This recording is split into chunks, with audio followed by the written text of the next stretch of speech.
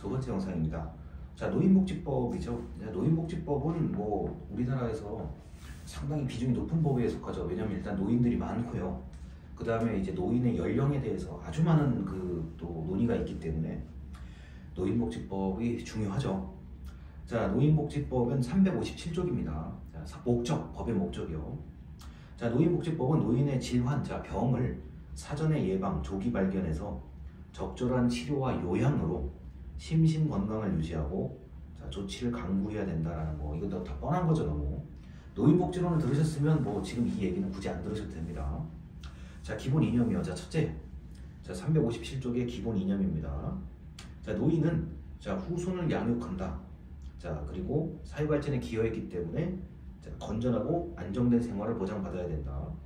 둘째, 노인은 적당한 일에 종사하고 사회적 활동에 참여할 기회를 보장받는다. 자, 셋째, 노인은 심신의 건강을 유지해야 된다라는 얘기들이 있죠. 자, 그리고 357조의 맨 아래 입법 배경입니다. 자, 노인복지법은 노인복지 문제에 종합적으로 대처하기 위해서 만들어졌고요. 과거에 이제 생활보호법이라 그래서 이제 빈곤 노인에게만 이제 서비스가 제공이 됐는데, 그게 아니라 이제 여러 가지 뭐 사회 변화가 있고요. 대한민국은 이제 초고령 사회이기 때문에 노인복지법이 358조에 위에서 두 번째 줄입니다. 자, 노인복지법이 제정이 됐다라고 해서 경로에 관련된 얘기들이 들어가고요. 그 다음에 이제 주간보호와 단기보호 사업이 들어가고요. 여러 차례 개정이 돼서 지금에 이르고 있습니다. 자, 359조에 이제 법률 용어의 정의가 있어요. 자, 법률 용어의 정의는 그 네모칸에 보시면은 치매라고 있죠. 자, 퇴행성 뇌질환 또는 뇌혈관에 문제가 있어서 기억력, 언어 능력, 그다음에 지남력이라고 하는데, 이거는 이제 흔히 말해서 그 방향 감각이라든가 이런 겁니다. 자, 판단력, 수행 능력 등의 기능이 저하돼서 일상생활에서 지장을 초래하는 장애를 말합니다. 그래서 치매는 또 치매관리법이라는 다른 별도의 법이 있습니다. 자, 노인학대인데요. 자, 이거 노인학대도 마찬가지로 이것도 교육을 온라인으로 받으셔야 되죠. 노인에 대한 학대 신고 건수가 꽤 많아요. 이거는. 그래서 그냥 완전히 방치하는 경우들도 있고 여러 가지의 문제가 있습니다. 자, 그래서 이렇게 노인에 대한 문제는 이제 하루 이틀의 문제도 아니고요. 앞으로 더 심해집니다. 제가 보기에는요. 이건 무조건적으로 더 심해져요. 제가 볼 때는. 자, 그 다음에 360조입니다. 맨 위에요. 자, 범국민적으로 노인학대에 대한 인식을 높이고 관심을 유도하기 위해서 매년 6월 15일을 노인학대 예방의 날로 지정을 한다. 그래서 매년 6월 15일을 노인학대 예방의 날로 지정을 해서 이제 노인이 얼마나 이제 중요하고 그 다음에 가치 있는 건치인지를 알려주는 그런 날입니다. 자, 그리고 361쪽에 경로 5대 맨 아래 나오죠. 자, 국가 또는 지방자치단체는 65세 이상의 자에 대해서 수송시설, 지하철이죠. 수송시설은 지하철과 전철 얘기입니다. 각종 박물관 등의 시설을 무료 또는 할인으로 이용할 수 있게 한다라고 되어 있어요. 자, 그 다음에 그 362쪽의 맨 위에입니다. 국가 또는 지방자치단체는 노인의 일상생활을 일상사업을 경영하는 자에게 65세 이상의 사람을 대상으로 요금을 할인할 수 있도록 권유할 수 있다고 되어 있습니다. 이건 의무조항은 아닙니다. 근데 이제 아까 얘기했던 수송시설이라든가 박물관, 공원 이런 거 같은 경우는 할인해서 할 수가 있게 돼 있죠. 자, 그리고 이제 362쪽 독거노인입니다. 자, 7번 홀로 사는 노인에 대한 지원이죠. 그래서 혼자 사는 노인에 대해서 방문 요양, 돌봄 서비스를 하는 등의 각종 보호 조치를 해야 된다. 그래서 저희 동네 같은 경우는 이제 통장님이 돌고 있죠. 한 달에 한 번 정도 통장님, 우리 어머님께서 이렇게 노크를 하고 간단하게 전달할 거 있고 들어주고, 그 다음에 세상 사는 이야기 좀 하시고요. 아주 이게 필요한 거예요. 제가 볼 때는. 그리고 옛날에 옛날이죠 벌써. 코로나 때 이제 마스크 없어가지고 난리였었잖아요. 그래서 독거노인 이 집에다가 마스크 걸어놓고 다녔던 분들은 역시 통장님들입니다. 그래서 통장님들의 역할이 이 독거노인한테는 매우 중요하고, 만에 하나라도 뭐 이런 경우가 있을 수가 있어요. 이건 이제 법하고는 전혀 관련이 없는데, 오늘 통장님이 이제 어르신을 만났단 말이에요. 분명히 아무 문제가 없었어요. 근데 그 다음날 이제 댁에서 돌아가셨단 말이에요. 그럴 수 있습니다. 자, 80이 넘으면 그럴 수 있어요. 돌아가셨는데 이제 사람의 감이라는 게 분명히 있어요. 뭔가 이상하거든요. 분명히 어제 괜찮았던 분인데도 불구하고 하루가 지난 다음에 이게 뭔가 이상하다. 그래서 이제 또 근데 전화도 하고 이렇게 두드리기도 하고 해서 이제 아마 인기척이 없잖아요. 그다음 주변 이제 동네 이제 뭐 공인중개사 사무소라든가 뭐 이렇게 물어보면 오늘은 그분을 못 봤다라고 얘기하거든요.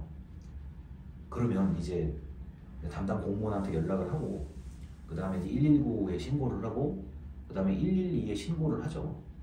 그럼 이제 동시에 이제 문을 열고 들어갈 수가 없게 돼 있어요. 이게 원래 가택에 들어가려고 그러면 영장을 발부받아야 되는데, 이게 이제 흔히 이제 느낌이 오죠. 벌써 이런 경험이 있는 사람들은 이제 혹시라도 가시는 거 아닌가 해가지고 들어가 보면은 이제 거의 대체로 이제 누워서 돌아가 계시거나 아니면은 화장실에서 돌아가신 경우들이 많죠.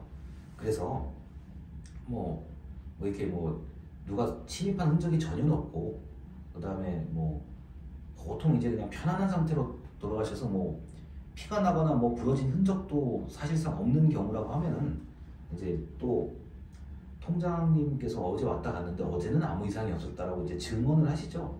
진술을 하시죠. 그다음 여러 가지 주민센터에 어떠한 프로그램을 이용을 하셨다, 괜찮으셨다, 그런데 돌아가셨다 이렇게 얘기를 하면 일반적인 자연사로 보통 추정을 해서 이제 사건이 종결됩니다. 이제 이런 게 이제 아주 이제 일반적인 얘기 중에 하나예요. 다만 이제 그게 아니라 자살을 하는 경우는 전혀 얘기가 다릅니다. 그러면 이제 상당히 보기 불편한 장면들이 있을 수가 있어요. 자, 그래서 그런 자살 같은 극단적인 경우가 아니라고 하면은 이제 독거노인 같은 경우는 전화도 하고 방문도 하고 이게 끊임없이 만나려고 접촉을 하죠. 그 다음에 이제 어르신들끼리 아침에 일거리가 있다든가 때에 따라서는 요새 폐지를 줍는 게 이제는 그게 일상의 개념으로 들어와가지고 옛날처럼 너무 형편이 어려운 사람만 폐지를 줍는 건 아니에요. 이제는 그러다 보니까 적절하게 이제 사시는 분들도 계시고, 또 때에 따라서는 자녀들이 오거나 본인이 자녀 집에 가거나 하는 경우도 있고, 홀로 사는 노인이 너무 많아서 이거를 굳이 이 법에서는 이렇게 돼 있는데 이거를 따로 이렇게 좀 특별하다라고 볼 수 있는 게 없어요. 1인 가구에 특히나 홀로 사는 노인이라는 건 이제 1인 가구에 들어가기 때문에 좀 옛날과는 개념이 좀 달라졌다고 보시면 되겠습니다. 자, 그다음에 364쪽에 노인 주거복지시설이라고 되어 있죠. 근데 그 중에서 이제 중간 문단에 이런 게 있습니다. 노인복지주택에 입소할 수 있는 자는 60세 이상의 노인으로 한다라고 되어 있어요. 자, 그래서 손자녀를 만약에 키우고 있다 그러면 손자녀까지 같이 입소할 수 있습니다. 자, 그래서 노인복지주택은 실버타운을 얘기하는 거고요. 대체로 이제 고가의 돈을 내고 그 다음에 사는 건데요. 이 노인복지주택은 실제로 가보시면 아주 서비스가 잘 돼 있을 뿐만 아니라 맞춤형 교육도 다 돼 있고요. 음식도 잘 나오고요. 그 다음에 의사와 간호사가 상주하고 있습니다. 그 건물에. 그래서 이렇게 목걸이 같은 거를 이제 이렇게 걸고 계셔요, 보통. 아니면 주머니에 단추 같은 거. 그래서 이 상황실에서 보면은 빨간색 이렇게 딱 점으로 딱 어느 어르신이 김영재가 어디 있고 이게 딱 이게 딱 체크를 할 수 있게 돼 있어요. 그래서 이분이 왜 빨간 점이 여기서 계속 안 움직인다 그러면은 바로 직원들이 달려가서 보고, 이게 아주 잘 돼 있어요. 근데 이제 제가 이제 아주 우수한 사례만 지금 말씀을 드린 거고, 이것도 노인복지주택이 아파트 분양하고 사실 똑같은 거래 가지고 또 중간에 잘못되는 경우들도 있었거든요. 그래서 제가 이 노인복지주택에 한 10몇 년 전에 가서 이게 살펴본 결과 이거 뭐 법제 여기에 대한 법도 좀 제가 연구를 해보고 했는데 그 사실 이렇게 들어갈 수 있는 분들이 어찌 보면은 행복한 거죠. 왜냐하면 이거는 일정 수준 이상의 돈이 없으면 들어갈 수가 없는 시설이기 때문에 아주 이건 그 좀 독특한 입지를 차지하고 있습니다. 자, 365쪽이요. 365쪽인데 자, 위에 네모칸입니다. 자, 노인복지관은 설명 안 해도 아실 거고요.